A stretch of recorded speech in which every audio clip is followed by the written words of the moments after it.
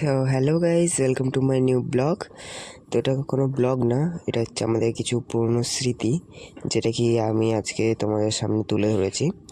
তো এটা কথা হচ্ছে 2023-এর, যখন আমরা আর আমার বড় পিসির ফ্যামিলি আমরা সবাই মিলে দীঘা যাওয়া হচ্ছিলো।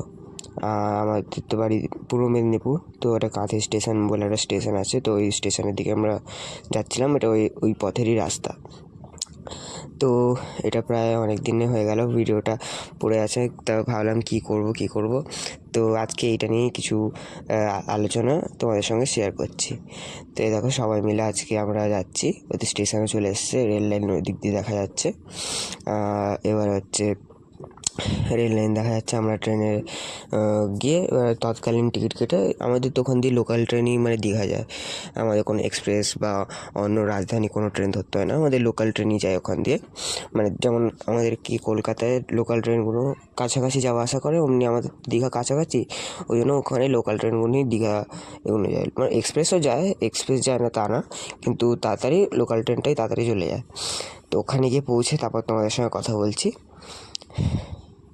তো এখানে এখন পৌঁছে গেছি, প্রায় আমরা স্নান টান করা হয়ে গেছে, সূর্য অস্ত হচ্ছে, খুব ভালো লাগলো। তারপর আজকে জ্বরটাও কম ছিল, তো আজকের জন্য একটুখানি টাটা।